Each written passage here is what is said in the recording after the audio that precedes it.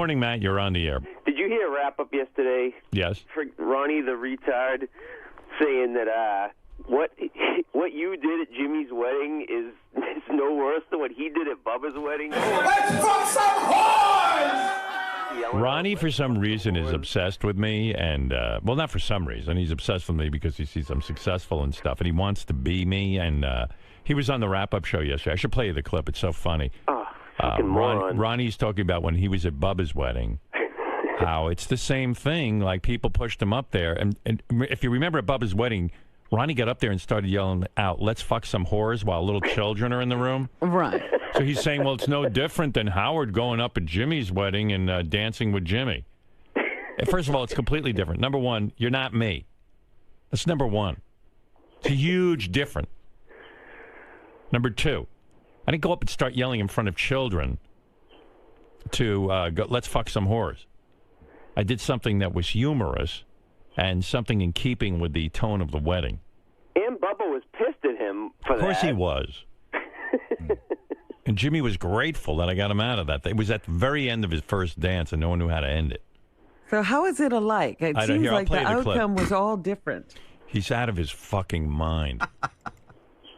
Ronnie has real perception problems, but you got to love it. Makes the show funny, but let me see if I can find wrap-up. I think it's Gary page 2. Don't ask what's going on with these pages. I should get paid a lot of money just for remembering what's on what page. Let's see. Here. Hey, Howard. Here, wait, I'll play it. I'll come right back to you, Matt. Here, let's listen. Ronnie, you're another one who gets accused of being, the life of the party, not always in the best way. Yeah, I know. And I think if I would have done something like that. By the way, this is calm Ronnie. Like Ronnie not trying to yell. And it's even more disturbing than crazy Ronnie. That I probably would have caught shit this morning first thing. Well, I think the difference is that Howard and Jimmy are good friends. Hey, I was good friends with Bubba, too, Well, there's a difference between a harmless joke and what you admit that what you were doing at that wedding was out of control. No? Yeah, I guess. Well, I was dancing. I hate to spell it out for Ronnie, but people get a lot more excited about seeing me than they do Ronnie. Well, Ronnie thinks he's you. Yeah. I did the same thing. I got up there and I said, let's fuck some whores, and it killed. Everybody loved it. He really did. He really does think that he killed. Yeah, he really knows how to read a room, Ronnie. Wasn't I? No, when you were screaming. Oh, yeah, okay. But the dancing I didn't mind. Wait, but somebody put me up to it, just like supposedly somebody pushed Howard into doing that. You think it's fair to compare the way you behaved at Bubba's wedding to the way Howard behaved at Jimmy's wedding? No, but it's the same type of thing where he cut in on a dance, didn't he? Yeah, he did. All right. And to dance with a guy. Yeah. Well, Don't you think that was cute? He didn't cut in on a dance. He cut in on the dance. Yeah. Right. At That's the what end I mean. of the dance, yes. Yeah, but could you imagine, say, for some stupid reason. Yeah, if you did it, it probably would have tanked. You're right. Yeah, at Jimmy's wedding. Yeah, I could imagine Ronnie doing that. And after Ronnie sees, but that's the problem with Ronnie hanging around with me. Once he sees me do something, he tries to do it, but it always goes wrong. I was invited to that wedding, and I did that, and he was there. Yeah, it would have tanked. Well, your relationship with Jimmy is different than Howard's relationship. I'm not saying that. If it was the same type of relationship. Because you're so bent out of shape. I'm not bent. Why am I bent out of shape? Oh, my God, he's here. I wasn't. What do you mean I was trying to imitate you? You're never going to. What, are you crazy? Because I did it way before you would ever do anything like that. What are you talking about? You rationalize. I'm not rationalizing anything. You rationalize your bad behavior. John fucking sticks a fucking knife in your back and he asks you a question. I answer it, and I knew I would get fucking hammered this morning. Well, Ronnie, how could you say that? I'm not talking to you, okay? I'm talking to Howard. You're not talking to anyone. You're just yelling. No, because I'm jealous. Because I knew right away that I would get this shit this morning. Well, why do you bring me up with your idiotic behavior? He asked me a question. It's completely different. You're the one, it always gets brought up because you do stupid things at weddings or whatever. You do. Okay. Ronnie, but I've done that. I've done that for years. It's not like I'm imitating you. That's my point. You rationalize. Oh, you've always been stupid, is what Yeah, that's right, Robin. I've always been stupid. He's been the jackass moron at every fucking wedding. Okay, fine. Way before me. I'm glad. Well, all of a sudden you decided to have a good time. Thank you. Oh my goodness! What are you saying? I've been having Ronnie? a good time for years. You haven't. Ronnie, even Sal knows that there's a difference, I think, and he's a real buffoon. Dude, you know what? Who's a bigger buffoon, Ronnie I wasn't or Sal? comparing it to Jimmy's wedding. I think Ronnie is, because Ronnie thinks, like, let's fuck some whores is the same thing as cutting in on a dance. Yeah. I love the comparison. Yeah. Somehow I get. All right. And you're worried about people stabbing you in the back. Every chance you get, you're like, oh, Howard did it. Howard went That's up there. not what I said. That's what you just said. I just played it. Exactly what you said. I said if I would have done that, Yeah. I would have got hammered for it. Yes, you would have, because it's inappropriate for you to be doing that. Yeah, but at I Jimmy's would have done wedding. it if I was, for some reason I was there. I wouldn't have done it at his wedding. I don't hardly know the guy. Who knows what you would have done at his wedding? Please stop it. Would you have shaved the Batman mustache for your wedding? Dude, what do you have? What are you doing this morning? What are you What are you breaking my balls for? You got nothing else to do? Apologize to Jimmy for breaking in on the dance. I should apologize to Jimmy. That's right. All right, I'm sorry, Jimmy. And by the way, can I say something on a different topic? This isn't about Ronnie, but yesterday on the wrap-up, so I also heard like Scott DePace and Gary and everyone debating whether or not I hit the ball on the golf course 300 yards. Uh-huh. Howard, I have my doubts on that. Well, let me tell you something. I wouldn't know 300 yards from 100 yards on a golf course. Jimmy wrote me a fucking email from his honeymoon yesterday and said not only did the golf pro tell him, and he'll sign an affidavit and take a lie detector test, and what do I care if you believe me or not? Not only did I hit it 300 yards once, it wasn't like it was once. I might have done it 5 times. That video definitely wasn't 300 yards. I don't know if that was the 300-yard shot, but it was at least 200 yards. And the pro came over and verified it. It's not listen, I don't know anything about golf. And I'm sorry to all you fuckheads who go out on the course every single day attempting to play golf and you can't get it right. And I just go out there for the first time and slam the motherfucking ball 300 yards. I'm sorry for you. And I know that hurts and I know that's painful for you. But the game ain't that fucking hard. At least the drive ain't. If you had a club your size, I guarantee you would have hit it like, yeah. Well, you're like a real life Happy Gilmore. I was hunched over like Nosferatu. You'll hit a hole in one at every yeah. In fact, hole. When somebody told me that you could keep the tee out of the ground, like keep it sticking up, I hit the ball even further. And I'm sorry for you guys that you fucking play every week trying to get good at it. I'm a natural. And you know where sorry. the tee goes, and you know the stance and the grip. Yeah, I don't know anything. Yeah, and all I know your is boy DePace is very bothered by that. he can't handle it. I mean, and by the way, DePace isn't the only guy who couldn't handle it.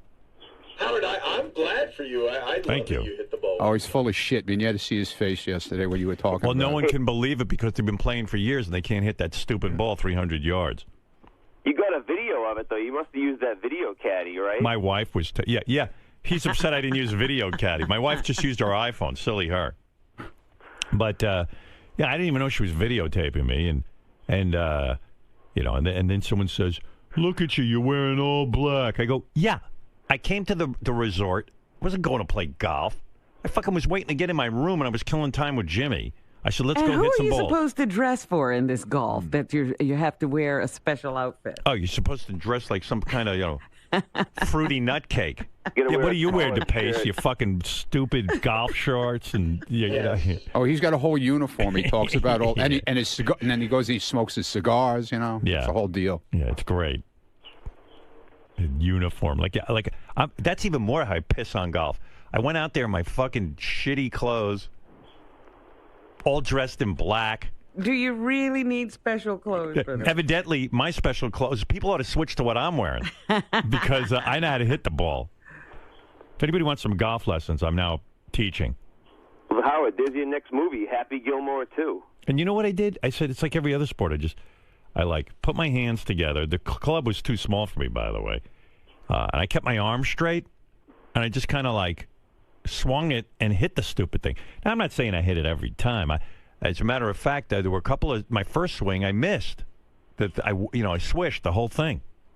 It took me 2 or 3 practices before I could hit it, and then I just started whacking it. I was in my zone, and it was weird too because it is sort of exercise because my chest and my side were actually kind of on fire after I hit about 30 of these balls. You know what I mean? Did you have a blister on your hand? Were you actually on a golf course or the driving range? Driving range. But the whole resort was a golf course. Right. Like I said, Mark Consuelos was playing with like Jimmy's uncle or something. They would drive around on a golf cart, and they were like actually playing golf. And, right. And Mark actually has like his clubs flown down. Like he takes it all, seriously. That's why everyone's pissed. I come down there. They give me some shitty club. It doesn't even fucking fit my hand. It doesn't even fit you. No, and I'm all hunched over. And I just take. Because everybody's been telling themselves the reason their game sucked is they don't have the right club. Yeah. Everyone's like all hung up on their clubs. Custom made. Yeah. I was like, whatever these clubs are, these are fine. Give me any club. Give me anything. Give me a bat. So easy too, because baseball at least someone is throwing the ball, trying to not let you hit it. With golf, the ball just sits there on the stupid ground. It's waiting for you. If you can't fucking hit that ball, it's sitting still. You know what? You're an uncoordinated spastic. Yeah, but you won't be saying that if you play 18 holes. Because I wouldn't even waste my time. It's too easy. And your ball goes in the woods. It's not all as fun as it is in the driving range. Nah, whatever. I mean, if it's not fun, why would I do it? Well, like Howie Mandel said, if you got ADD, forget about it. Yeah, anyway. I'm just busting balls. I know golf's hard, but I really did. I have beginner's luck. What can I tell you? And it's just bothering everybody. Everyone just can't handle it. But Jimmy is willing to sign an affidavit. Now I got to go draw up an affidavit. Where am I going to get that? Whatever that is. Yeah, we don't even know. All right, Ron, no big deal. All right. Go break in on a dance. Do whatever I do. There goes Ronnie, the limo driver. Still has the Batman mustache. It looks great. Mr. Mun? Yeah. Seems like this is sort of a cycle with you and Howard. I mean, you do something, he reprimands you, you get upset, you sort of come back here and sulk for a bit, and then it kind of... What do you mean sulk? What am I sulking about? I'm not sulking about it. You criticized your behavior and the way you sort of handle yourself at weddings. Yeah, okay. Yeah, so? What's your problem with that? Where are you at in this cycle? Where are you at in this process? What do you mean? Is this the sulking part? Is this? No, I'm not sulking. I have a new man in town who took over for me. I've been quiet at things. We have John Lieberman now who takes over for me. He's the maniac at weddings and dances and parties and whatever. So you've been affected by Howard's criticism of your behavior. It's changed the way your thought process, and you maybe have a little talk. No, I still have a good time. I still have a good fucking time. By the way, for all of you negative people out there, I just want to say something. George Zimmerman has been out for 2 days, and he hasn't killed one black child yet. Just so you know. For all of you who said he would, there you go. I can't believe that fucker got away with that thing, man. I don't get it. A juror is talking, and I'm fascinated to hear what she says. Apparently, I was listening to her, and she believed a scenario, I guess, that was put forward by the defense. That, yes, George Zimmerman went too far because he followed Trayvon and got out of his car and that whole thing. But then she says Trayvon then decided that he was not going to be intimidated by George Zimmerman, and he got into a fight with an armed man. George Zimmerman never should have gotten out of his car. George Zimmerman never should have been following this kid. The kid wasn't doing anything suspicious. It's ridiculous. They still haven't established what it was that was so suspicious. It's insane. But she didn't care about that. She cared that they got into a tussle that Trayvon should never. It was like Trayvon's fault, is what she was saying. Yeah, evidently, if you're finding the guy innocent, you got to put the blame on Trayvon. I don't get it. I really, truly don't. Well, this is why we got to stop the jury system. Yeah, maybe it's time to change that up. The way she was talking, it was like she had a videotape of the whole thing. That guy was a total moron, Zimmerman. I mean, you heard the phone call. The cop said to him, do not pursue this gentleman. We'll establish whether or not he is, quote-unquote, suspicious. Going around, he's looking for trouble. He's got his gun. Big shot. He's sizing up people as they walk. Yeah, no one asked him to do that. Get out of his car. I'll beat the shit out of you, too, you get out of your fucking car. Stay the fuck in your car. Hey, Howard. Yo. Benji. Yeah, I think you're so wrong on this case. Well, that's when you get your show, we'll all hear your opinion. If you ask the guy... Benji? Yeah, all right. Not in the movie. And now, we head into the vortex with Benji. No, Benji, we don't. What worries you most about the conflict with North Korea? Firstly, is North Korea even technically a Korea? What designates it to have rights to be a Korea? Is Kim Jong even technically real? How do we know he's not really Chinese? This has been a production of The Vortex with Benji. Anybody want to hear what Benji thinks? Let's pursue it for a second. Oh, Jesus. All right. He might have been racist. He might have been following him for the wrong reason. But if Trayvon took the first swing at him and started... You don't know that happened. You're absolutely right. I don't know it. So where's your legal standing? The only thing that's legal in this discussion is we do know that Zimmerman claims the kid was suspicious. That's not illegal. The question, okay, if he's suspicious... A, what made the kid suspicious? What was he doing? No one can answer that question. Let's say it's because B, Zimmerman is racist. They told him not to get out of his fucking car let's say with you're his gun. absolutely right. Zimmerman's racist, and that's why. That's why. All right, you win. I lose. Okay, no, you're right. If someone is racist, I don't know. Okay, I don't care what you have to say. What is it, Gary? You want to say something? Yeah, if the operator said, "Don't follow him." Right. The operator didn't say that. He did. Yes, he did. I heard. Oh my God! There's a tape of it. He said we don't need you to. Yeah. Oh. See again, that's the vortex. But that has nothing to do with actually what happened. Stop now. Let's stop. All right. That does nothing to do. Microphone's off. No need. What? Oh, your microphone can go back. Sorry. Yeah. Ted, you should read Ted Nugent's article. Ted Nugent is like, What's he say? Oh my God, Zimmerman is totally correct. He starts comparing it to these thugs in Chicago. That Trayvon Martin was a thug, just like all these kids in Chicago. Oh my God! See, there's a guy who also would be suspicious. But also, let me ask you a question. If you're walking through a neighborhood, right? Right. Somebody starts following you. Yes. You might turn around and go, "What are you doing?" Listen, there's only two people who know what happened, and one of them's dead. Right. And so that's the problem with every kind of murder trial. The murder victim cannot defend himself. So the live guy can say whatever he wants. Right. Because DePace and I were just arguing this, and he was saying, I said he should have never followed him, and he said Zimmerman turned around, but then Trayvon went after him. No, he didn't. And how does he know that? He has a broken nose to prove it. He has a broken nose to prove it because he got out of his car and started in with the kid. Stuck his broken nose where it didn't belong. But Scott, how do you know that he turned around? How do you know that he did? Why? The cops told him. Again, that's what I said. That juror acted as if she saw a videotape. No one knows. Right, and so what we do know is that Zimmerman should not have engaged at all. And he wasn't a cop. And no one's answered the question, why is this kid considered suspicious? I'll tell you why. Just Because for he's black. Because he's a black kid in a hoodie. Case closed. He's dead and did nothing wrong. What if it was Wait a second. And he followed him as well. He didn't follow a white kid. Well, how do you know he did? And you don't know if he won't the next time. Look, Why won't George Zimmerman answer the question? Why is that kid suspicious? What was so fucking suspicious about him? Because he had a hoodie on. Right. Bullshit. Oh, stop. No, In the rain. He gave a reason. He said it was because he was walking in an area that people didn't usually walk in. He didn't recognize him. And he was wondering. So call the cops. And he did that. Right. And what did the cops say? We said we don't need you following him. Okay. And what did he do? Well, he says he didn't follow him. No. So how did he get there? Was he magically transplanted? Get out of he his says car? Trayvon came up to him and in the said, car. He said, "I don't know exactly. I don't remember exactly." Come on. Use your fucking head for once. But you don't know that. Please. And my name's Howard, not Hard. Hard. I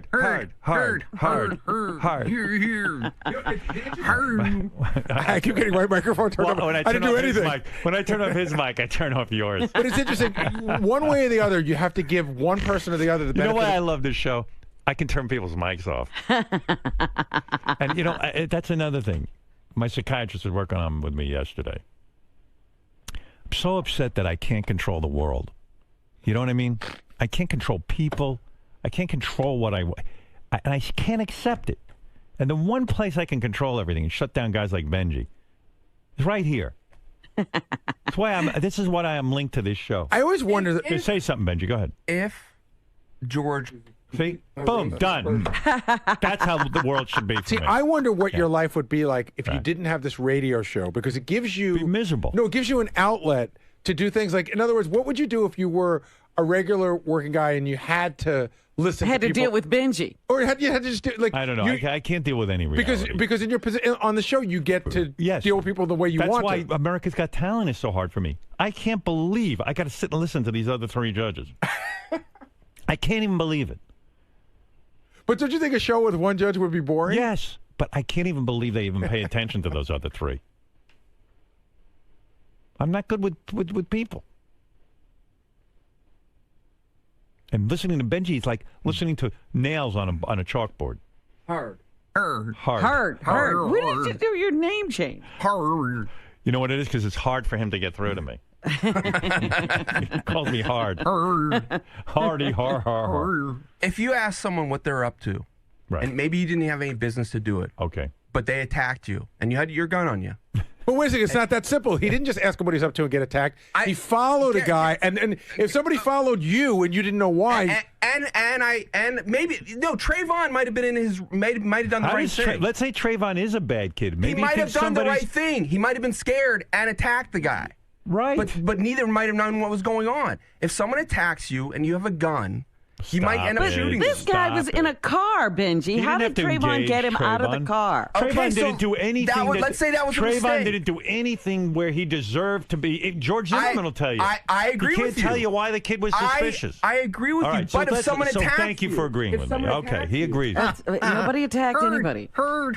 You can't attack a guy who doesn't get out of his car. Right. Don't get out of your fucking car. Do you see Not the guy? A cop. Nobody asked you to do that. Did you see the black guy that got arrested in the Village last week? Guy's walking down the street. Right? Oh, he's sitting at a restaurant with his girlfriend, black couple. Right. White guy comes by, calls him the N-word, gets up and hits him in the face. Then he gets arrested. He gets arrested? Yeah. Wow. That N-word. Well, it isn't illegal to say No, that it's not. N-word. But it's hard to. It would be hard for me to just sit there. Yeah, me too.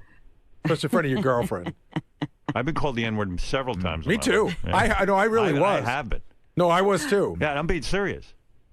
And it's very difficult to take. I'm a white guy, and it's hard to take. I don't know if I ever told you, I had a minor fender bender on 55th Street like 10 years ago, and this black guy gets out of the car, and we start arguing because he's the one who hit me. He broke my mirror. And he goes, he got so mad, he goes, "You greasy motherfuckers are all the same." And he got back in his car, and I go, I wonder what he thinks I am.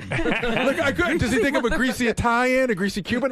I spent the whole car ride home trying to figure out what he thought I was. Which greasy kind were you? Have you been called the N-word because people think you're black? Yes. Once when I was in Uniondale, it was at night, and I was walking by, and they told me to stay out of their neighborhood. Oh, my goodness. A white guy told you to stay out of their neighborhood? It was dark, but he did. He thought I was black. You got thrown out of a white neighborhood for being black. I got thrown out of my own white neighborhood. Right. Wow. See, you're suspicious. But I'll tell you, to this day, I still wonder what that guy thought I was. All I know is I was a greasy motherfucker. Give it up, Gary. A lot of people are confused as to what Gary is. Well, you were from day one. I was. I wasn't even sure what I was hiring. I mean, well, what did you think I was Hispanic, or did you think I was mulatto? I don't know. You just had a different look. What is that? But I still am endlessly fascinated with this idea of labeling people. Well, what do you mean you're fascinated with the labeling Well, I never looked at you and said, I wonder what he is. Oh, Howard did. I did. But that's my point. I'm fascinated by it. That never occurs to me. No, you're the one. You never looked at Gary and said, I wonder what he is? No. But, I would wonder if I hear an accent. Oh, I wonder where that accent is from. That's what I'm saying. I mean, I looked at him. I was like, I don't know what this is. And you're not kidding, by the way, because I've listened to my first day on the show many times. Yeah. And you, like the fifth question you asked me is, what are you? Oh, what are we dealing with? All right, I got to take a break. Strange. All right, we'll be back right after these words. Gary, the conflicting opinions on the staff surrounding the Trayvon Martin case seem to stem from respect for the process versus what common logic tells you. I mean, do you understand sort of where Benji or DePace is coming from? Well, I hear what they're saying. I just don't agree with it. Can you have it both ways is what I'm asking, because the process... Well, I understand the process, but there's a guy who killed another guy, so he can tell whatever story he wants. Now, he may be telling the truth. I'm not saying just because the other guy's dead, he's not telling the truth. But there's a couple of elements in there Howard brought it up. Why are you following this guy? What is it that he did wrong? But more importantly, the 911 operator says, "Sir, we strongly suggest you don't follow him." And he decided, no, I'm going to do what I want to do. And he put himself in a situation he shouldn't have been in. And I think of it having a kid, around that age makes me look at it a different way. What if my son was walking through a neighborhood where he was deemed to be out of place, and somebody took it upon themselves to follow him? And, what if it turned into something like that? It's devastating. Do you think this speaks to the fact that it's a flawed system, that in situations like this where, all logic tells you that this guy was out of line? I think that people in neighborhood watches shouldn't carry guns. If you want to have a neighborhood watch, say, I'm looking at something, I saw a guy, I call the police. Why he's running around with a gun makes no fucking sense to me. I know you mentioned being a father, but do you also think about the time when you were young walking through a dark neighborhood where someone thought perhaps you were a different race? Well, yeah. Just because you have logic and you're walking through an area doesn't mean everybody that's there has logic, and so you have to be careful. Scott? Yes, that's me. Joining the long list of political controversy is the Trayvon Martin case. Who's controversy? Well, you find yourself right smack in the middle of another debate where you're at odds with Howard and the majority of the crew. What are they not seeing, in your opinion? That the fact that in this country you're innocent until proven guilty. So, as Gary says, two people have an opinion there, and one of them can't speak because he's dead. Well, I'm sorry, but the way our justice system is set up is that you need to prove that Zimmerman is guilty. And to me, it seems that there are some damning evidence, but there also is facts that he's got a broken nose and a cut to his forehead and a tape that pretty much says that he was on the ground being beaten by the other guy. So, to me, it's pretty clear. Even with the fact that Benji has aligned with you, and does that? Benji is a smart guy. Yeah, I align myself a lot with Benji. He is a little shticky from time to time, but when it comes to rational thinking, he's pretty good. Mr. Bronk. Hey. I wanted to ask you a little bit more about this Trayvon Martin case. You seem to enjoy playing devil's advocate. I wasn't playing devil's advocate. Well, you respect the process and what needs to be done. I do like looking at something from every side. I like that kind of thing of looking at something from every angle. But I'm not just playing devil's advocate. That's how I feel. I think it's clear that he wasn't legally guilty. You're not doing this simply to draw people into the quote-unquote vortex or anything. This is legitimately how you feel. It's careful consideration that you feel is necessary. I think people are like they do with a lot of things. They want to. They have an excuse to let's get George, and they're trying to they're doing that. But now I do think someone was killed, and that was a horrible thing. So, I think it's bad that someone was killed, and there very well may have been no reason for it. I mean, look at your hat. It's a little bit crooked. It's a little bit urban looking. It's a style. You yourself could have been a victim. I consider myself a victim. Well, just chew on that while you're enjoying your watermelon. Thank you.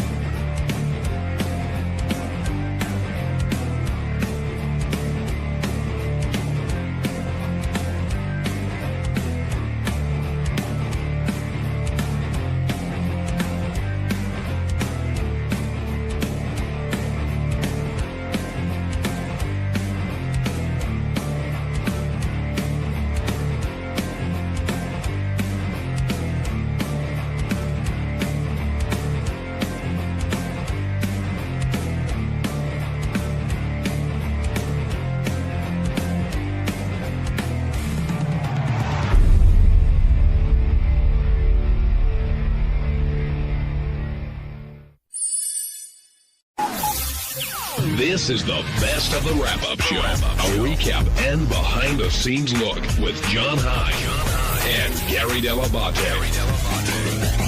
The best of the wrap-up show begins now. On Monday's wrap-up show, Donald Sutherland, the actor, came in to promote the Hunger Games. Ganji and him got into it. Ganji was really annoying, but yeah, it was Ganji. Let people think it's Ganji. Ganji was real annoying. Why don't you watch, see what you think about it.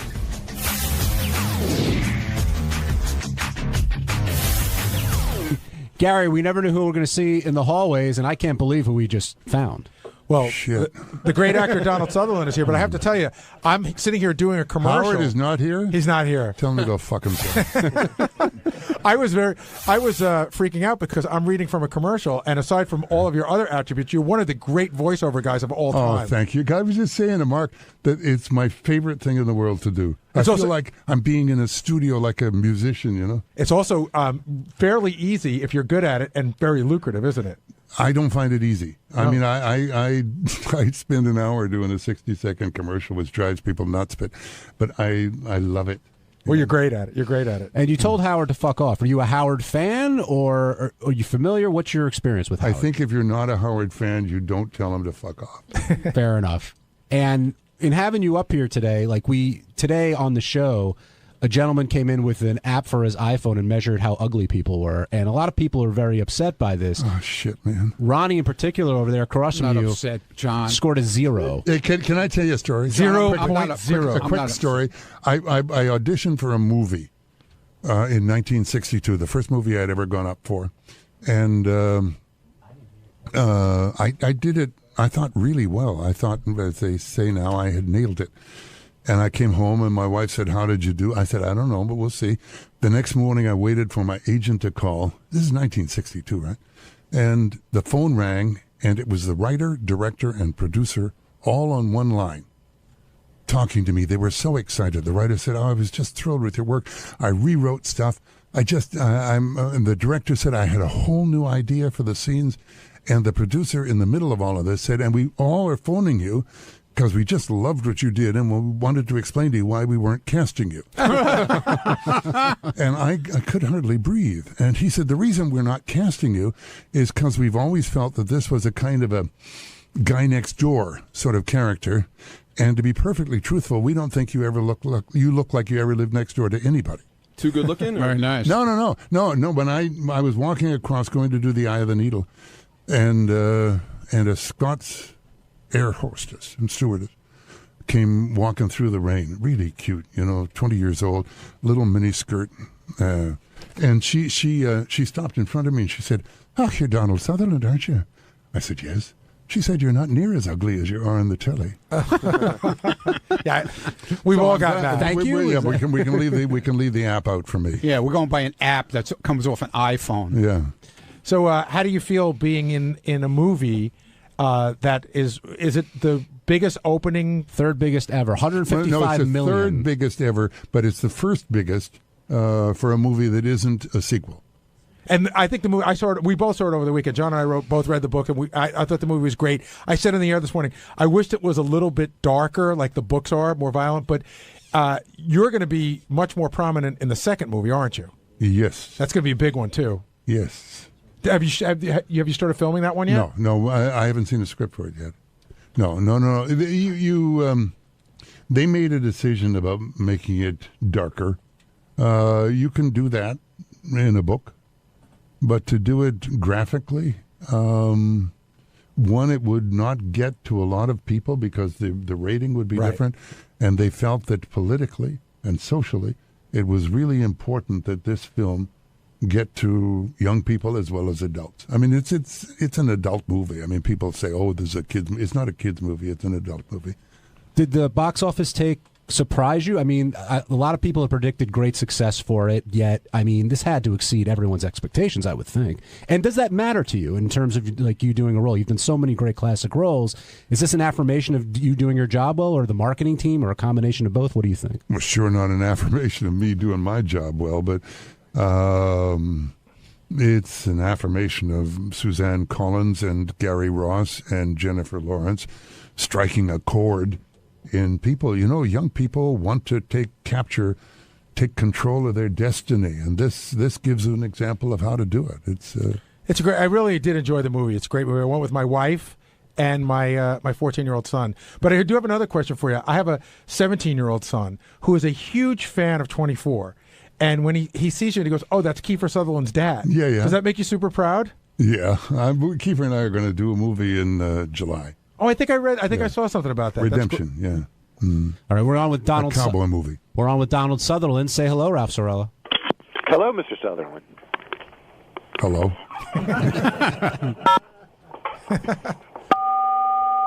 That means Ralph's excited. He's leaning on the buttons. Contain yourself, Ralph. No, we lost Ralph. Oh, well. What a shame. But that was inappropriate. What, you mad at Ralph? No. Ralph, that's what you say over the side of a sailboat, isn't it? And with Hunger Games, you play the president, and he clearly isn't the nicest guy in the world. Oh, no. He's a very nice man who's doing a very difficult job. And with your other, how does it compare to the other roles? Wait, you could counter with that. I was going to say, it sounds like some other presidents we've had. Yeah, exactly. No. I mean, it's the job. And he recognizes when you have to kill somebody and when you don't, you know. He definitely plays by his rules, no doubt about it. But in all the roles that you've done, what's the one that you're like? What do you get the most? Hey, I remember you in, or you were so great. Kelly's Heroes. And is that the one you're the most proud of? That was a great movie. It was a lovely movie. I had a wonderful time. Did you see? I loved JFK. I loved that. I just had a little piece to do in it, but it took me 3 months of work every day to prepare for it. And then just to go and sit and do that for Oliver. We did it in one morning. I don't know whether you saw the movie. It's a character based on Fletcher Prouty. And I loved it. Hey, I was just looking you up on Wikipedia. You have a son named Angus. I do. Yeah. His name was Redford. Yeah. I have a son named Rossif, a son named Rogue, after Nick Rogue. After Will, who works here, has a brother named Angus. I don't care. I was in the middle of telling you that no, you don't have to apologize for that. When my wife took our son Rossif to school, she had the baby Redford in her arms, and the teacher in Los Angeles, when she said, "What is the name of that baby?" My wife, who was French, said, "Redford," and the teacher said, "You can't name him Redford." So he ended up being named Angus. You buckled to the pressure of some teacher? I buckled to the pressure of so my wait, wife. his first 5 years he was a Redford? No, first year, and then for 2 years he was Bonbon. And Bonbon, like a sweet. Okay. And then he was named after my cousin who died going in on the landing day in V-Day. I'm sorry. No, it's all right. I mean, but what you should really be sorry about is I named him after that cousin, and when my sister was dying, she said she had something very important to tell us, and Francine and I were standing there. She said, "You named Angus after your cousin who died landing in a D-Day in whatever the beach was, I can't remember." And I said, "Yes." She said, "That wasn't Angus, that was Lou. Angus died of a brain tumor." I thought you were going to say she was going to ask him to change his name to her name. No. Angus died of a brain tumor, so that's... oh, I'm sorry. No. Oh, wait, the V-Day Angus or your almost son Angus? Everybody is dead. Wait, who died? Angus died. Your son or the V-Day guy? Oh, please. Oh. No, I don't know. Well, how did he die of V-Day? No. Mr. Sutherland, you're in the Benji vortex right now. I do have a question for you. I'm not. Another movie that... You're all caught up now. Yeah. Another movie that I would think that you get a lot of recognition for. You just ruined my underwear. What is that? Another movie that I think you get a lot of recognition for as being one of the most memorable, and there's a book out now about it, is Animal House. Is that one of the ones that people remember you for quite a bit? Is that a dumb question? No. It's not a dumb question. It's a complicated question. Because one, I had been doing pictures walking on for John Landis ever since Kelly's Heroes, because he had been a gopher there when MASH came out, and it was a complicated story. And he called me when I was doing Invasion of the Body Snatchers and said, "Can you come up to Eugene for the Sunday and we'll shoot this one scene?" One day shoot. Yeah. I said, "Okay." And he said, "Universal wants to give you 2% of the profits." I said, "Universal, the studio? No. They have to pay me my daily rate." Is it cool to say what was your daily rate back then? Oh, please. No, it's not cool. Jesus. Let's talk about Angus. But I mean, underwear. Even when you did it with the one day shoot, or when you spoke to Landis, did Landis say, I got to tell you, I'm working on this movie. I think it's going to be huge. Can I tell you something? When I saw it, I thought it was terrible. Even the finished product. Yeah. I sat with Hannah Weinstein. The two of us went, what are they laughing at? My God. And more than that, he had promised. I just showed my ass for the rushes. It was only supposed to be for the rushes. Right. I made him promise it wouldn't be in the film, and he promised my wife, and my wife has never spoken to him since. And he said, oh, absolutely, it will not be in the film, because that has to do with John Schuck and MASH doing for the rushes, saying the word fuck. Right. And then it ended up because of Robert Downey Sr. and him using it, and we were able to use it. My favorite John Landis walk-on is The Clumsy Waiter in Kentucky Fried Movie. That is a funny movie. John in Jersey, you're on with the great Donald Sutherland. Donald, I just want to say that I'm a great admirer of all your work, and I just want to say thank you for everything. And Invasion of the Body Snatchers still stays with me. I'm not going to go into anything crazy or nothing, but people seen silly things and everything like that. But I just want to say MASH was incredible. And Gary just said Animal House just blew me away. And I just want to say thank you for all your work, and I'm a great admirer of all your work. I can't begin to tell you how much I admire you, John. Thank you. Allison in Connecticut, you're on the wrap-up show. Hello, Allison. Hi. Oh, my goodness. Mr. Sutherland, what an What do you honor want? to speak with you. Huh? I was wondering if you would do your famous line from Animal House for me. Food fight. No. Oh. Would anybody like to smoke some pot? I'm not allowed to say that on the air? Oh, yes, you are. Okay. Would anyone like to smoke some pot? Is it weird for you when people want you to do their favorite moments from movies, but everybody's favorite What's moment really weird is is I different? couldn't remember it. Are you still there? No, she's gone. If I bring in a chalkboard, The only line I remember is woof woof. That's it.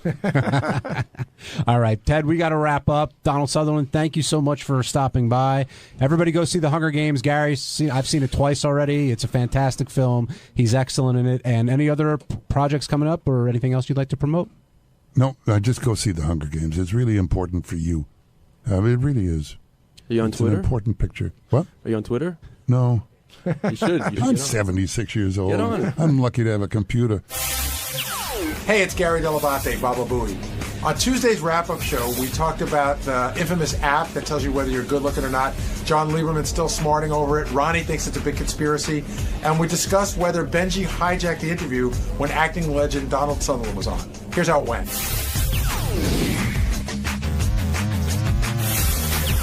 I want to get into the staff stuff first. Most of it happened at the end of the show, and it really started with JD being called in about this Chicago trip these guys are taking. And then Ronnie came in, and then Ronnie had to deal with Sal and the Zero. And Gary, you're expert at dealing with Sal when it comes to holding stuff over your head, him going behind your back, doing this and that. How do you think Ronnie handled it, particularly when he said he had the eyes in the back of his head as Sal was holding a sign right behind him and he didn't see it? Well, Ronnie handled better than me than when he saw what was going on. First of all, Sal was holding a zero, and I joked around when I came out. It looked like 00 because his hand was shaking like you wouldn't believe. Yeah, his shakes I think have gotten worse. Yeah, they've gotten really bad. But it's one of those fucked up things where Ronnie's like, listen, I'm well aware of what's going on behind me while Sal's holding. Sal had to have the zero up there for at least a minute. Yeah. And it seemed like an hour. Sal had enough time where everyone in the office gathered around to look at a monitor for no matter where they sit just to see what was going on in there. But I know Ronnie loves to go along with the joke and be a part of the joke, and he's a great sport. But anytime you say nothing's really bothering you and you end up yelling and screaming and talking about it for a very long time, clearly the zero is bothering him. Absolutely, and again, it's a ridiculousness. He couldn't possibly be a zero. Like, if he's a zero, what is the Elephant Man? Seriously. Like a two? Well, you know what's crazy? What I found out yesterday? Someone said, like, during one of the breaks, they rounded up to a zero, but which is like, it's like you can't get below a zero, but which is crazy. I don't know if because they don't want you to feel bad. Like, that's like, they don't want anyone to have a negative number. Yeah, so it's like the we'll wind at least give you a zero. Like, don't worry about it. But it's meaningless. I quite honestly, as tough as Ronnie's taking it, I think the person we really ought to be talking about is Lieberman. Oh my God! And Ronnie and Lieberman were in the hallway for quite a bit of time. But Shuley interviewed me for the news, and he made a very good point. Lieberman broke the rookie rule. Yeah. He let us all know it bothers him a lot. You can never show fear, pain, anything. I mean, people no emotion shown on the show ever. Absolutely not. And then he's also tried to embrace it and laugh it off, but then saying he doesn't take stills well. It's like, come on, John. It's historically known I don't still photograph well. Historically known. And you guys are getting a glimpse of, like, we're in the newsroom there. I mean, the fact they don't have a camera in that newsroom, they are missing nuttiness 24 hours a day. He's back there yesterday. I mean, it was almost as if he was channeling Lisa G. He was blurting things out on his own without being talked to. He was out of his mind. He couldn't believe it. Yeah, clearly it's under his skin, and that they're going to play that news intro every time he walks in. I love the echo too, with the 18 and ugly going back and forth. It's frustrating. You're trying to focus, and it's impossible. Gary had the best thing yesterday. Gary walks into the newsroom to say hi, and Lieberman sitting in the back. Gary goes, "Hey, ugly, what's going on?" Now, with JD out on the road with these guys for the block party, Howard made a comment about how JD sounded a lot more confident today when he came in. I do think that 52 score did help his self-esteem, and he was kind of, flying off of that. But how long will it last? I think it's already back down, because when Ronnie came in to talk about setting him up in Chicago, JD all of a sudden was flustered again. And I wonder if JD feels pressure from it. If Ronnie's mentoring will continue with him. What do you? If you had to speculate, what do you think is going to happen? I think JD will be back to being JD in no time at all. Again, Shuli and I were talking. When it comes to JD and women, I can't. One of two things is going on. I can't figure out what it is. Either JD is lazy, or he's arrogant.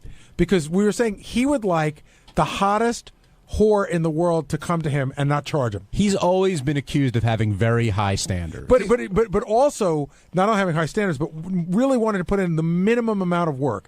Meaning, they should see I'm JD, and I shouldn't have to schmooze. I shouldn't have to go with the uncomfortableness of getting back to my room. I should just be able to fuck them. I think he's more scared of being rejected. No, I get that. But you realize that you have to put some amount of work in. Yeah, but I think it's the rejection that really, really, really gets to him more than anything. Can you be arrogant when you're inept socially? When you have no desire to go out, when you have no desire to talk to people because you have no confidence in yourself, can you be arrogant? Yeah, I don't think he's arrogant, although I've seen plenty of people who aren't good looking and aren't socially there think that they deserve, they deserve all these great things. DJ in Philly, you're on the wrap-up show. I'm just calling to talk about the Benji vortex. Uh-huh. I don't know. I pride myself on trying to be a positive person. I'm kind of mortified that I'm calling in with a negative comment, but I just don't understand how Benji really thinks people are going to believe that he did not know that he was embarrassing himself and the show and Howard with the Donald Sutherland. Oh, I didn't. I thought it was a good moment. I believe you, but asking it's like if his kid's dead is a perfectly normal question. I thought it was, if you listen to he was on for about 5 minutes, and I had like 15% of it. I thought it was with a better 15%, but I clearly could be wrong. So yeah, I thought, not to get too into it, but I thought when you did get the story yesterday, it wasn't you didn't understand. I thought you were going for a bit, and that's okay because you do that a lot. Yeah. And a lot of times, I thought you were going for a bit with him. I thought you really fully did understand the story. No, I didn't at the moment, and when I said the Will's brother thing, I was just trying to be. Right. I was trying to be funny. When he said the story, I got a little lost in it, but I thought it was good, but it's cool. What's your name again? And one of the things that Gary and I like about Benji being in here is that, I'm talking, is that sometimes Benji will take you down a path, and sometimes it hits and sometimes it misses, but that makes him, I think that makes him interesting on this show. You can't see everything. Sometimes, and not to be a dick, I'll put my hand up to Benji, meaning we probably shouldn't go there now. And it's a thing, like, does that piss you off when I do that? I'll be honest. I didn't know. I thought you were just checking out your fingernails. I just found out. No, but sometimes sometimes I'll put my hand up to Benji because Benji wants to talk. And yeah, of course I don't. I don't like that, but I totally understand it. You guys are, this is your steering the ship kind of thing. Sometimes I'll do that, and I need to do that to myself. John does a great job of it. Like, someone will be sitting there digging a hole, usually JD, and I have to remember not to talk. To just let JD talk, and that's why I put up my hands up. And by the way, everyone in here has mastered that with Sal, and I appreciate that. You just let Sal do his thing, and even though I'm saying this on the air, he'll still do it, so it's not really an issue. We now have John Lieberman sitting here with us, who's taking a bunch of ball busting, But frankly, John, I think you're bringing it upon yourself here a little bit. So have you been able to reflect on what being an 18 really means?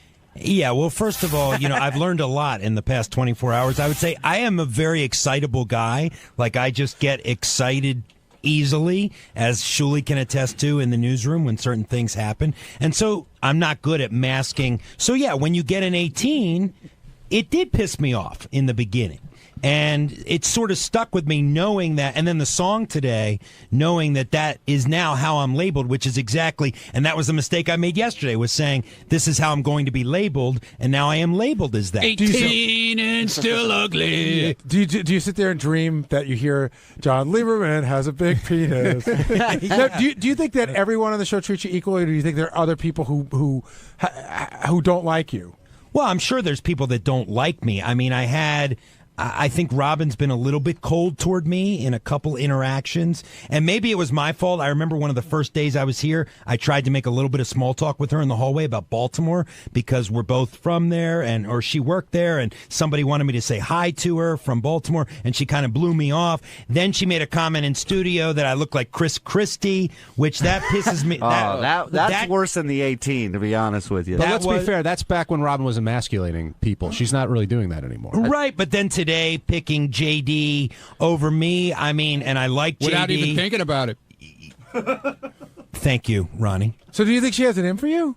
I don't know. I don't think she has it in for me. I just think for whatever reason I might rub her the wrong way or whatever. Some people which have is said, fine. I'm sorry to interrupt you, John, but some people have said before, like, Robin, I don't think she likes me. Like, you're not the only person who has said this, but it seems like very early on you got that indication. So you gave a couple of examples, but has that continued? Do you still feel like she's sort of boxing you in, or she's got you like a stereotype of you and who you are, and she's locked into that? Yeah, that could be it. I mean, yeah, I think so. I mean, but you know what? It is what it is. Not everybody's going to like you, and so we'll move forward and see what happens. Just say it. You think she's anti-Semitic. Just get it out there. Ronnie. Or deny it. Or deny it. Yeah, say something. Jesus, that was a joke. Ronnie. Don't leave me hanging. You've been accused of... I'm always accused of something. Well, you've been accused of not exactly being truthful with this zero stuff. Like you said, it doesn't bother you, but you're yelling and cursing and fighting and... Because I don't like being used. I was used. I was used by these guys from this app company. Ronnie, when you say you were used, I got to ask you a question. Do you think that they came here and targeted you, or do you think that it didn't work for you and they went with it? No, I think they targeted me. You think they said, we're going to give Ronnie a zero? Because I explained it on the air. But why not JD? Right. Why not me? Because they know by the way, can I say something? Because they know with me it blows up into a whole big that I carry on. So you're saying they can get more attention picking on you than on anybody else here? Than JD, yeah. Hold on. Can I say something? No one had even brought up bringing Ronnie in until I ran in. Oh, that's so not true, dude. Yes, it is. You knew that sooner or later they were going to get to me, and I was the last one. I was the last one. No, I was the last like Richard and Sal and John Hine out in the bullpen? I was the last one to be brought in studio. Lieberman came in. The lead in our news story today is that Ronnie truly believes, A, that it was choreographed just for him, and B, that he has more impact than anyone else on the staff. I didn't say I had more impact. That's what you said. You did, Ronnie. Because it blows up into a whole thing. Ronnie, is there anybody else, in your opinion, that could get as much impact as you in as a situation far as like blowing this? up like that? Yes. No. Are we talking Twitter, or are we talking just overall? No, on air. You mean getting like they felt you would be the most Gary, to get the most from the show upset to the wrap-up show. It went all morning was all about zero, Ronnie, and then went to the wrap-up show. If JD was a zero, if John Lieberman was a zero, quite honestly, if I was a zero, don't you? No, hold on. The same thing would have happened. It would have gone on all day. Wait, Ronnie, you're saying no one else. They were saying the same thing. You're saying if Gary got a zero, that wouldn't have the same impact than you getting a zero. Probably Gary, yeah. Wait, it's even bigger than that. Ronnie's saying no one else could have it to Gary because Gary's the producer of the show. But in a way, they're not going to zero Howard. What about Benji?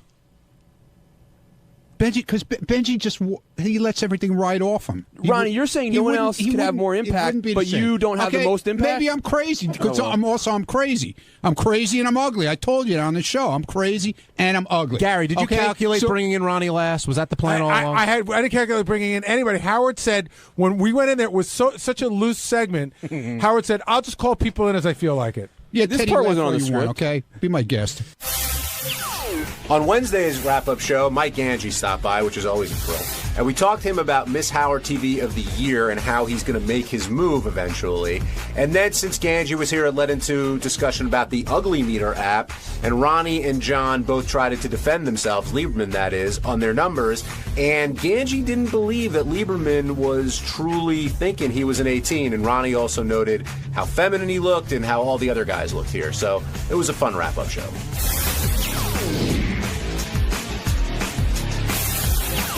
We shift gears over to Miss Howard TV of the Year, and two gentlemen who are very close to it now joining us on the wrap-up show. That would be Ronnie Mun and Mike Ganji. And Ganji, I heard you're a very big fan of our winner today. I am a fan of hers. I think she's probably one of the best-looking ones from last year, though I like them all. But I do think she's one of the best-looking ones. Let's get down to brass tacks. Yeah. Okay, here's what got whispered in my ear. Chris Costa almost always produces this segment, Yes. but today you did. He has a doctor's appointment. He's the one who opted out. It was all him. I swear to God. Right. Yeah, sure. I have nothing to do with it. Ganji, come on now. I swear to God. Yeah, right. Chris Give me a has already break. left. So was there no one else to pass it off to? No, because then I have to teach somebody, and it's like it's a quick, easy thing. I gotta teach somebody. Well, we appreciate. I can do it. Look, Chris does it every Hold time. on a second. We're on 3 days a week. You couldn't tell Chris to make a different doctor's appointment date? I swear to God, she was booked because of the Stop show. swearing. It was everything in the schedule. Chris said he's been waiting months to get this appointment. I believe me. Do you think he did it on purpose as a favor to you? No, Well, absolutely not. We appreciate the sacrifice that you make, Mike, Yeah. for your job, but a lot of times you've been accused of hitting on these girls and trying to make more of what your relationship is. Right. Did you keep it professional this time? How did it all go down? I've kept it strictly professional. Is that hard for you? Because she's a beautiful girl. Yes, it is very hard. How 'Cause, long- they're hot. You want to spend as much time with them as you can. Ronnie, stop. What's the I'm appropriate? not doing anything. What's the appropriate? Call on me, John, please. I can see you itching, Ron. What's the appropriate amount of time to wait till you can call her? And and say, would you like to go out if you wanted First to of do all, that? she lives across the country. That clicker. In California somewhere. So I would never, there's not even a chance I'd see her. But you go out to L.A. from time to time. Yeah, she doesn't live in L.A. She lives in Northern California. You drive. All right. I would drive. But, I would probably, if she ever came to New York, find out, be like, hey, if you come to New York next time, it call didn't me come and up on the hang out. show, but did you guys all read the notes on her? I don't know if Will did she's them or into Chris. girls. No, there was something on the notes. You didn't guys? I don't know. I didn't read the notes. I think she said, yeah, with a bottle of wine, I might fuck Ganji. Is that in the notes? If he gave me a bottle of wine. I heard it was not, a case not word of wine. for word, but something like that. Basically, the note Did you know said- that in the notes? I heard about it. Yeah. Basically, the note said... Did you write that note? No. No, I didn't. She would go out with me. She thinks I'm a nice guy. She would go out with me with a bottle of wine or something like that. But she said for a bottle of wine, I'd hook up with Ganji. All right, now I'm glad you're here, Ganj, but Ronnie's here, and now we're going to get the truth about what's going on. Ronnie, what's the deal? So Ganji is infatuated with this girl totally. We were in Vegas, okay, and it wasn't a professional thing then because she was doing a radio show with me that had nothing to do with Ganji. He wouldn't leave her side the whole time before we went on the air. He stood there and talked to her for like an hour and just didn't shut up. Nothing about business. It was all about, what are you up to? What have you been doing? It's too bad we can't go out, all this kind of stuff. Do you blame him? No, not at all. Not at all. We're in Vegas and she's a hot chick. Right, Duh. right. But she was supposed to come to dinner with us one night, and she didn't show up, and Ganji was very disappointed. Oh, stop. I was very not disappointed. So you were, I didn't even think about it. So you were no. working her. Did you think you had a shot? No. Why? I don't think so. No, I really honestly think she's into women. I do. That's why? That's why you don't have a shot? Well, Yeah, I don't think I no, have a he shot at should all. have a shot then because he's every girl's best friend. He's like a woman. It should work out fine for him. How long is she in town for now? Do you know? I think until tomorrow. Are you gonna say, hey, you want to go out to dinner? Maybe. We'll see. I don't know. Maybe. See, We'll Ben, see. I know. Do you have reservations? Yeah, right. I have a place waiting. I have a car waiting for us. But no, Gary, there's nothing. that line that you asked Ganji about is a tough one to cross. There's no doubt about it. I mean, you're a producer. You're acting professionally. It's yet- not that tough. Oh, no? What would you do? How would you do it? What would be your move? I don't know. My moves are old and rusty. It's been a very long time, so I don't know what my move would have been. I would assume that, like, next time she comes to New York, I'll try to figure out a way to hang out. Yeah, the problem next time's a bad idea. But how do you make next sure? time? How do you make sure that you don't end up being her friend showing her around town instead of taking it someplace else? I don't know. That could be a problem. I think you'd try to have to work it. Main worry that you don't want to be like unprofessional. Yeah. Or No. I don't. No. But you're off duty. Here's the main worry. He calls her up and says, "Hey, want to go out to dinner tonight?" She goes, "Sure." Takes her out to dinner tonight. They have a couple of drinks. He gets her. He plants a kiss on her. She goes, "What the fuck is wrong with you?" And next time she comes on the air, she goes, "That fucking guy. We go out to dinner and he's all over me, and it's all over the radio." That's the fear. That's part of it, sure, but also the unprofessional thing. I don't want to make it seem like I'm hitting on every single. Look, there's a new girl every month. I don't want to make it seem like I'm hitting on 12 girls a month. I mean, 12 girls a year. Tell her I even though limit that it to would like 3. to be. You're on the top 3, and Yeah, I'm on the top 3 of the girls that I like. In the month. Now, Mike, you weren't here for the ugly meter test, Right. but you know how you've observed how everyone has reacted to this. Ronnie insists that he is not bothered by this. Ronnie at all. is such a liar. Okay, so today I got him a shirt for this weekend's comedy gigs in Chicago that said, "I'm a 0." As soon as he saw it, he took it, he hit me with it, and he threw it at me. Now, does that sound like somebody who's not upset with it? I think he's harboring a lot of pent-up rage over this. I'm right there with Lieberman. Yeah. I can't sleep at night. I think he's very upset. I think because he thinks he's better looking than a lot of people here. I didn't never He say. does. When did I ever say that? He's said When to me did I ever say that- anything of the sort? That he thinks that other people are not as I good got a looking as better him. personality than you. I know that. Well, yeah. I'm not every girl's best friend. At least I definitely think when I hit on a girl, at least JD. I wind up maybe taking him home, Ganj. I think he You know what I'm definitely thinks saying? he's better looking than JD. Do you think you're better looking than JD? What does that? What does JD have to do with it? That's one of the people that I think you're upset about that you lost to. He lost to everybody. He lost to everybody. Yeah, Well, but where I think does JD come from? I think that's the one that bothers you the most. You're out of your mind. I don't know. I think You really are out of you've your been mind. riding. Ronnie, I gotta tell you, is there you've been someone busting his that of balls the guys so much everyone lately. beat you by that well, process? the whole, Whether you think it's real or not. According to this, the whole world beat me. No, okay? I know. So, but 'Cause you're a zero. by So that process, why would so I pick- is there why would I pick anyone? on, but JD? of that list, is there anyone that you're like, I'm sure I'm better looking than that person? I don't look at it that way. I don't look at. I'm not looking. You don't. At You guys, don't look. You I'm don't, not looking at guys to see if I'm better. You don't looking ever than think them. about like, hey, I'm definitely better looking than this guy No. or that. No, you never I think don't. that. Do you No, think I you're don't. better? Do you I think you're don't- better looking than Jay Leno? He was an 11. Yeah, I think so. Yeah. All So, right, so I there's think one. Ronnie wants to answer questions about people that don't work here. Right. No, it's not. I don't look at people here and say, "Oh, I'm better looking than Do you think Ganji." you're better looking than Lieberman? Lieberman standing behind me. Do you think he's better look? Do you think you're better looking? Probably on the same level. See, I'll give you an easy one. Do you think you're better looking than Greg Carmel? No. See, so there Somewhere are between Leno- easier ones to somewhere answer. between Leno and Carmel. What about Doug Goodstein? He scored lower than No, Howard he did. looks like Andy Panda. I'm better looking than him. What about me?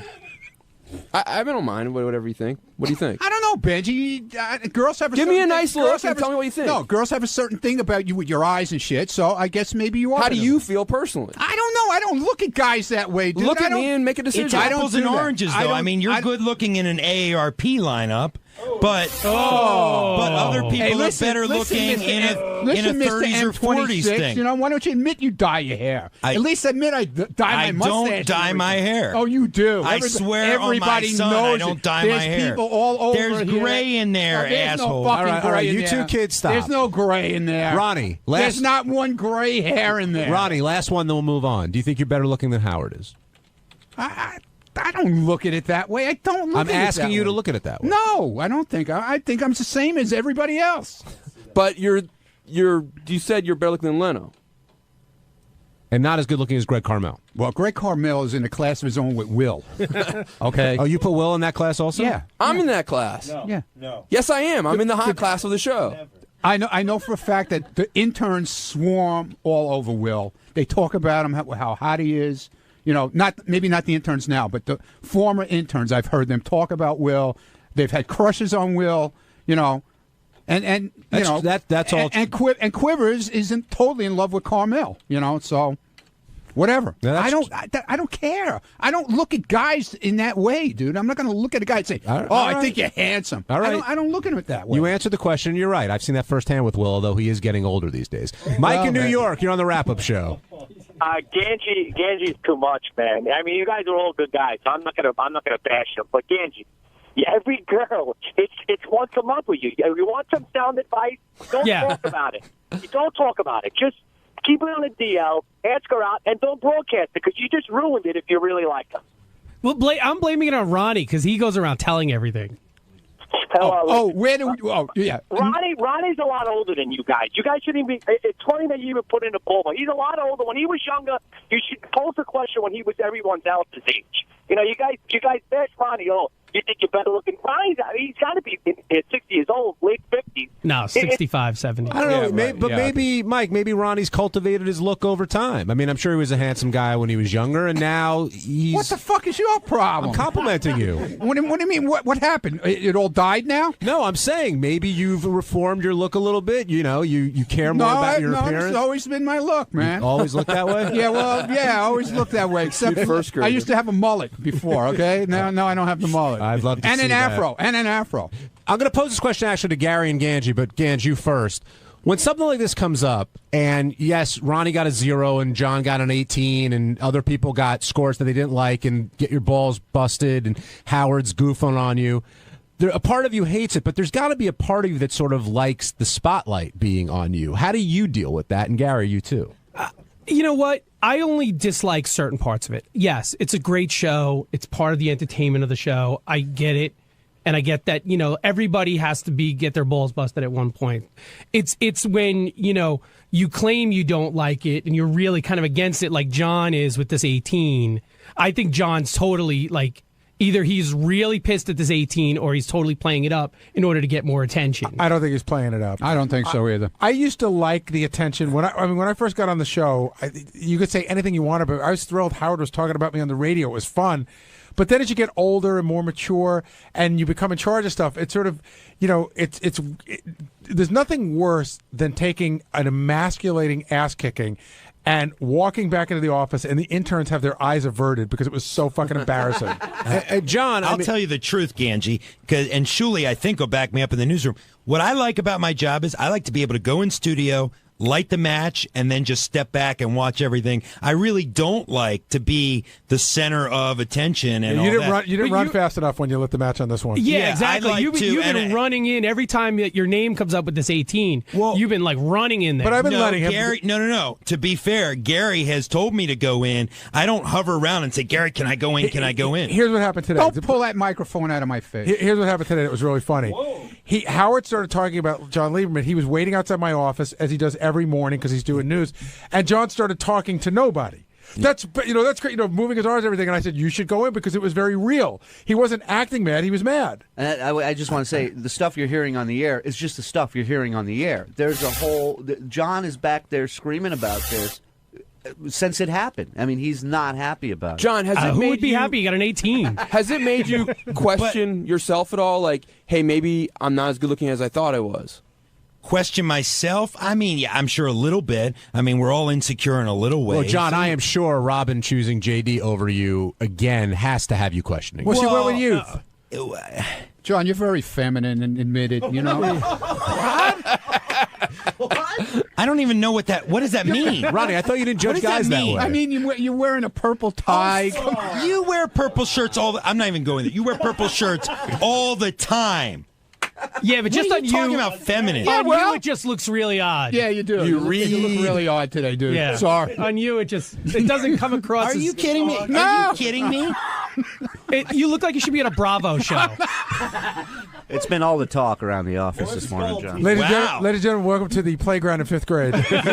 This is like romper room for grown-ups. John, what were you going to say, though? Yeah, please do. Well, now I got sidetracked. I was just going to say, I mean, am I questioning my looks? I'm not questioning my looks. But look, it hit a button with me. I'm not putting it on. I'm just telling you, I'm not putting it on. I'm an excitable guy, for better or for worse, and I don't have a good poker face. So you don't have a good face at all. Jennifer, just so you know, you're not going to sleep again tonight. Now he's a little feminine today. Has your girlfriend tried to convince you otherwise? Like, hey, you're not. Those guys are crazy. Yeah, I mean, she says all the app's bullshit and all that. She's been very good. Did you try? Did you download? I can't even believe. And then she goes in the bathroom and cries. John, did you download? Ronnie, you want to go there? Where am I going? Ronnie, do you think she's going around trying to find better-looking guys that she can marry with the app? John, where do you think he's going? Yeah, where are we going, Where am I John? going? This sounds like a road we where want am to I be going, on. John? We only have 2 minutes, so hurry up. Ronnie's just pushing buttons. Well, hey, where do you work, man? You're not working America's Most Wanted anymore. Well, pretty much. There are very few differences, believe me. You're in the pool of alligators now. Now, I want to know if anybody, not just anybody here that you may know of, actually got the app and tried it again. I know Benji got retested on the air. Wait a minute. 67. Tell him about Charlie Hess, a really good-looking guy. One of the guys on the Howard TV staff who's like a decent-looking guy. I thought you didn't look at guys that way, Ronnie. Yeah, but Charlie, come on. Oh, sorry. Charlie's the exception. Is Charlie a Greg Carmel or better? Like he's in the same class. Body-wise, too? Charlie got a 3. Yeah. A 3. Charlie got a 3. A 3? A 3? Yeah. Charlie has a really thick beard. Yeah. I wonder if that plays. I thought Ronnie's might throw it up, like just the depth, like in and out of it. See, a 3 is worse than a 0. I would argue. Yeah. A 0 clearly shows there's a problem with the app. A 3 is you just registered. So like an 18's worse than a 0. Yeah. That's why I said to Howard today. I view an 18 as worse than a 0. It doesn't matter, John. You're still very feminine today.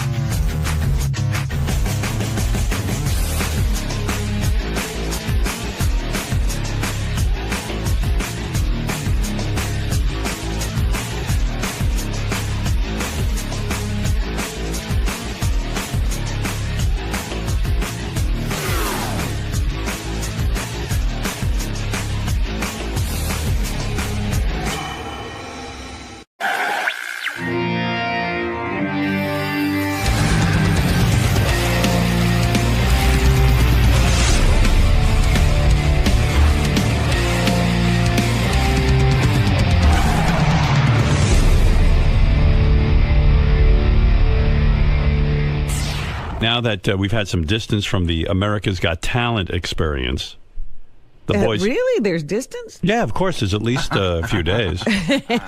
Now that we have distance from the America's Got Talent thing, Sal and Richard went out on the street to ask old ladies and anybody else he could find. Oh, what they, he kind of tried to ID people who look like they might hate me. Uh-huh. He can tell by. Well, yeah, you looking. can tell. You can look at somebody and know if they like me or not. Can't you, kind of? I mean, let's face it, we can profile Howard Stern fans.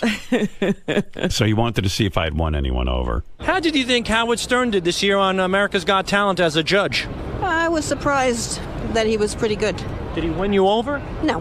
I don't care for Howard. Would you like to see him come back next year, or would you like to see him replaced?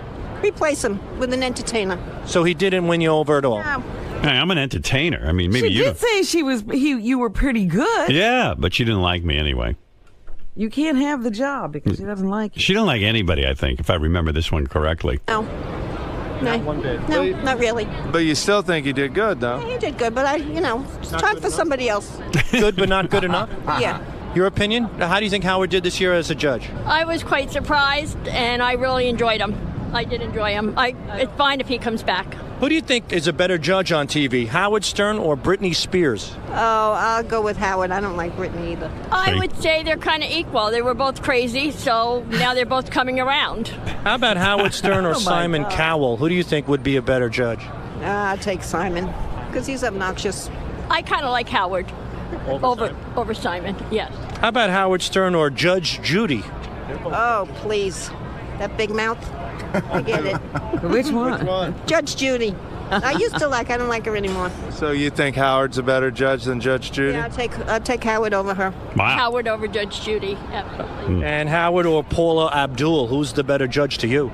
I'll take Howard. She's annoying.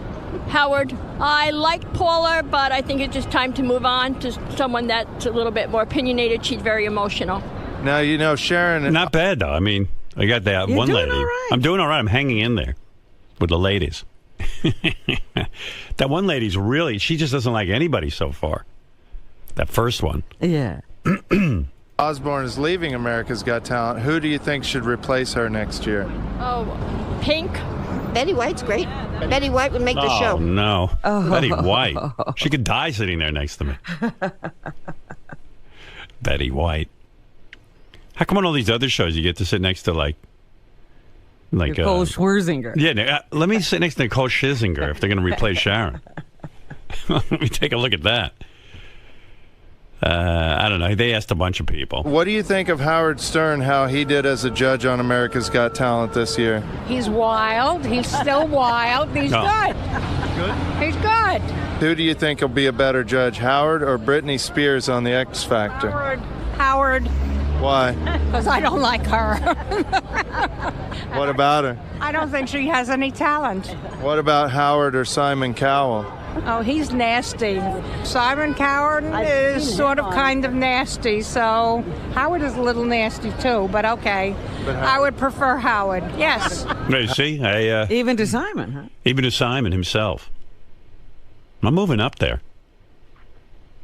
Maybe it's a good time to leave America's Got Talent. I don't think I could, Go out on top. Go out on top. You should see me at home wrestling with myself as I try to make my decision. Really? Yeah, well, What are you doing? Have you made a list of the pros and the cons? Well, I kept a folder all year of, everything. Really, I did. Uh-huh. Like the schedules and everything, so I could look at it and review it as I make my decision. You just can't feel whether you enjoyed it and want to continue. Can I tell you what I'm feeling? Okay. All right, I can feel. The way I'm looking at it is... I don't need a drum, but okay, if you want. The way I'm looking at it is I enjoyed the show. I liked being on a network television show. I like doing something different out of my comfort zone. The actual working with Howie, Sharon, and Nick, I liked. I like the idea of the show itself. You know that. I'm a fan of the show. I like all the variety rather than just the singing. Uh-huh. But the singing's cool, too. And so all of that was pretty cool. I like that. And what I didn't like is that, I had sort of reorganized our schedules so that we could have more time off. And even our listeners were saying, hey, you take too much time off. But meanwhile, I didn't feel like I had any time off. Because every single vacation we had, I went to work. But I was working on America's Got Talent. Well, I think it's interesting that you took extra work and are shocked that it meant eating into your time off. Well, I knew that, but I didn't think it would be that much time because they had convinced me that it was only 30 days of work. But that's not true because it's like you got to get to these places. There's a whole buildup. You got to be here. It's not like the day I would do America's Got Talent, I had to go run around. Like I didn't get to go have a normal day. I would just sit around and wait. For America's Got Talent. Yeah, and you didn't want to do too much because you got to be on your game, the whole thing. So that's the part I don't like, our schedule, because if we weren't on in the morning, it'd be one thing. But I was up at 4 a.m, and if I had to go do a taping tonight or something, it wrecks me. So that's where I'm at. But then I keep thinking to myself, well, you know what? I built something this year. I started with the show, built a following with it. How can I leave now? And wasn't it fun? It was. I mean, some days it was. And some days it was kind of a drag. But, but mostly fun. You always look like you were having fun. Well, hey, that's my gift. I look like the life of the party. Mr. Mun. Yes. Aside from Beth, many would argue that you spend the most time by Howard's side. At AGT? Well, in general, between the show and now after his first year in AGT. I mean, you were with him every step of the way, pretty much. Having this type of inside access, knowledge, conversation, what's your prediction for another season, for a return to America's Got Talent? What do you think is going to happen? It's hard to say because